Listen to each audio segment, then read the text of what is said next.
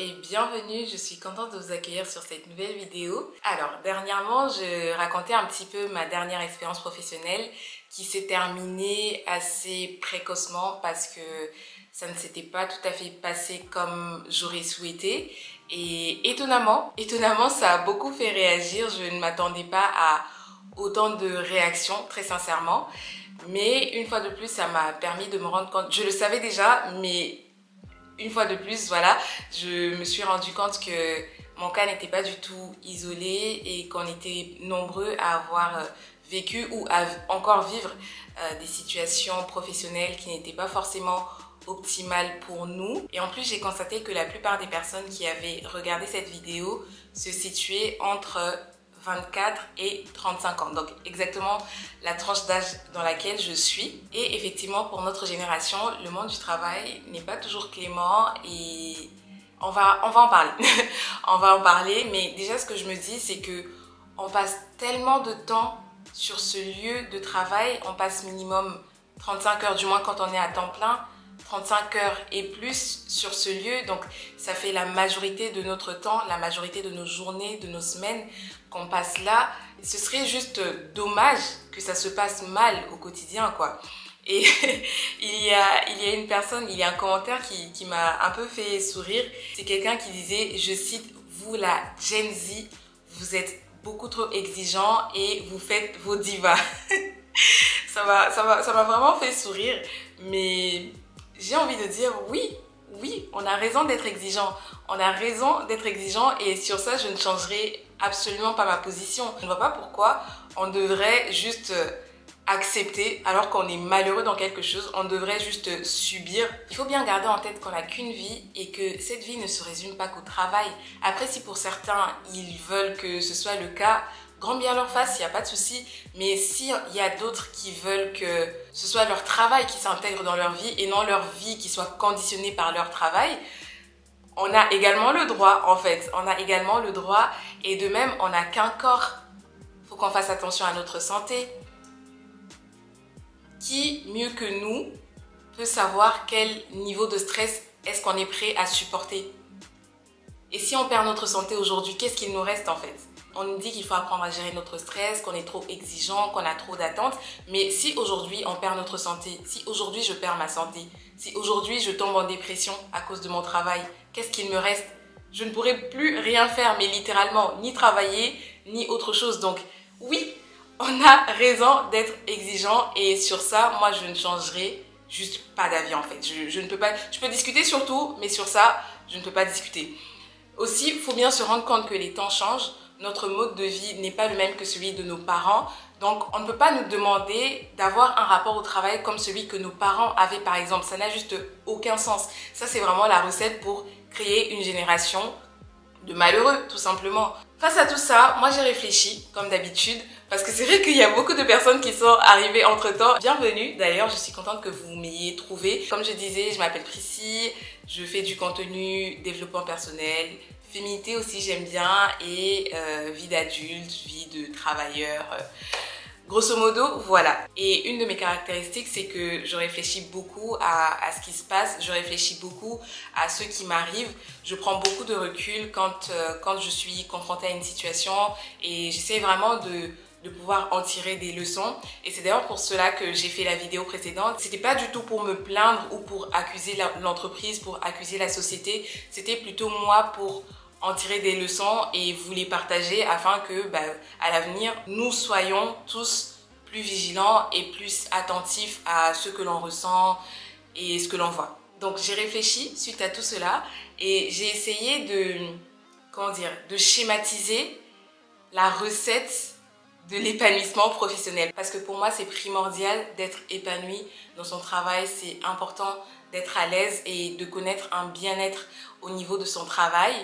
Donc, j'ai réfléchi à tout ça et je suis arrivée à ce que j'ai appelé, tenez-vous bien, le sandwich de l'épanouissement professionnel. Mais suivez jusqu'à la fin, vous allez comprendre où est-ce que je veux en venir et pourquoi j'appelle ça le sandwich de l'épanouissement professionnel. En fait, j'ai pensé que l'épanouissement professionnel... J'arrive. J'ai été interrompue C'était le voisin.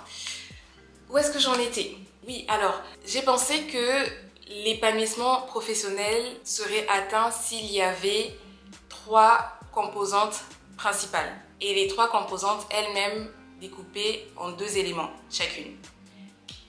Suivez-moi jusqu'à la fin. Pourquoi je parle de sandwich? C'est parce qu'il y a une part d'immatériel, une part de matériel qui est la garniture, et ensuite une autre part d'immatériel.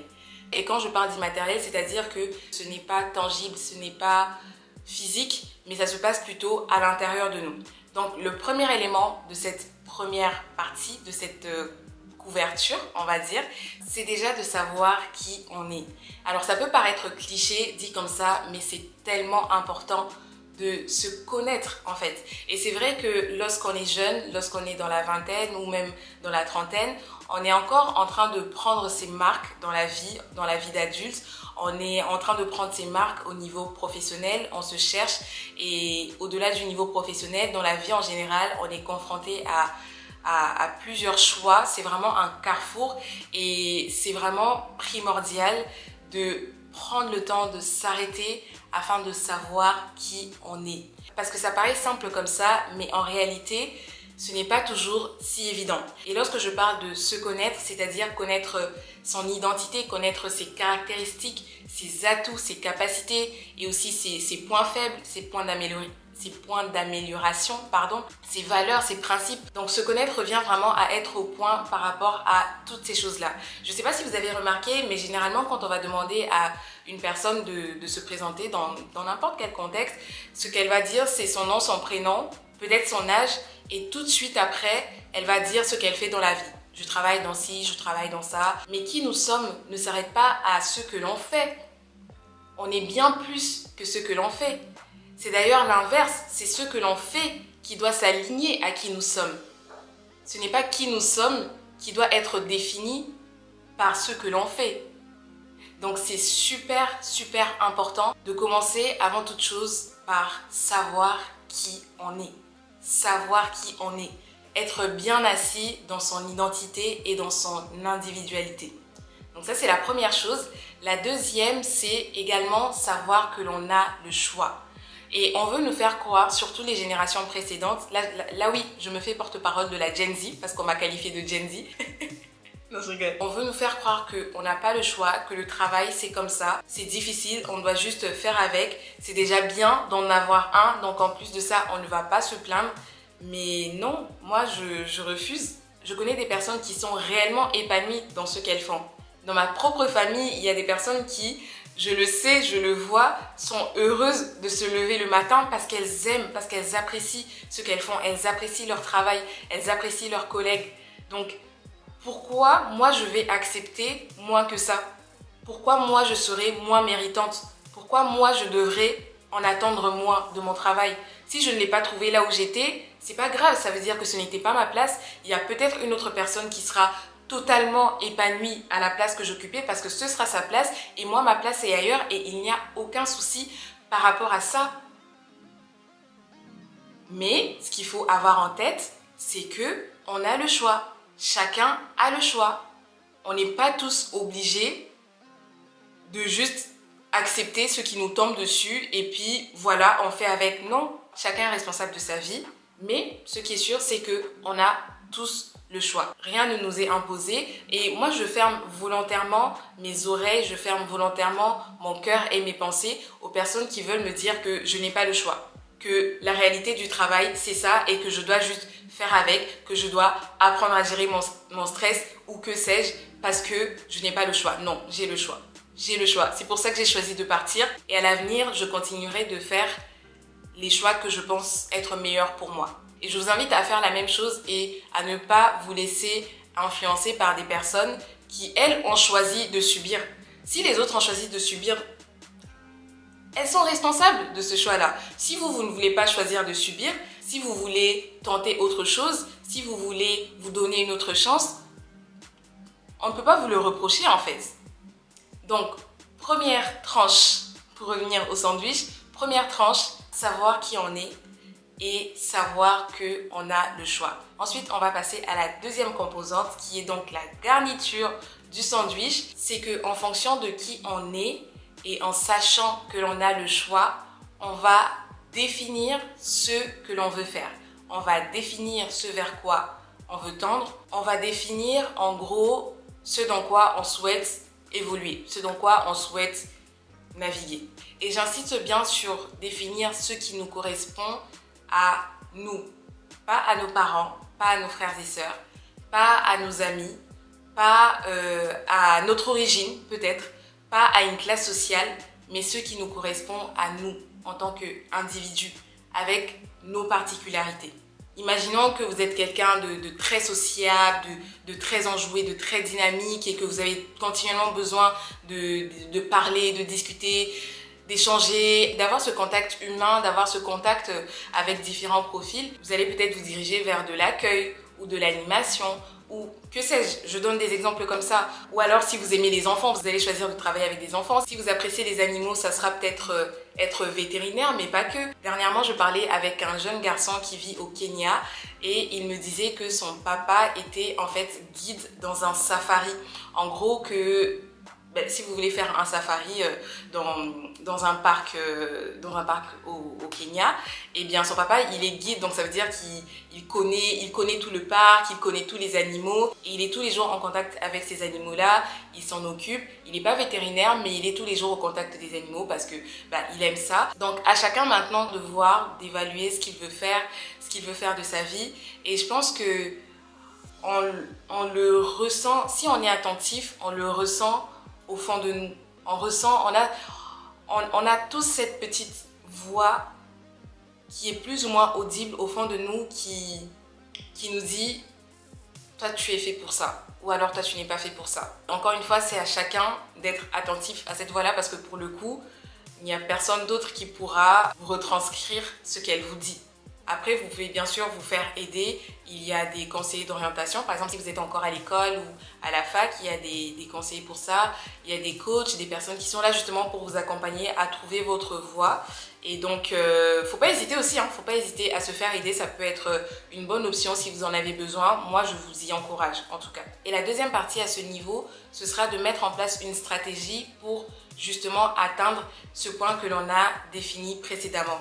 Donc, ça sera par exemple faire des études, faire une formation plutôt longue, plutôt courte. Là, encore une fois, c'est à chacun d'aller chercher, d'aller poser des questions, d'aller chercher l'information sur les différentes voies d'entrée. Et ce que j'apprécie, c'est qu'à aucun moment, je dis qu'il faut croiser ses bras et puis juste attendre que la réussite et le succès et l'argent puissent nous tomber dessus comme ça. Absolument pas. Bien sûr qu'on doit s'activer, bien sûr qu'on a des choses à mettre en place, mais il faut que ce soit cohérent.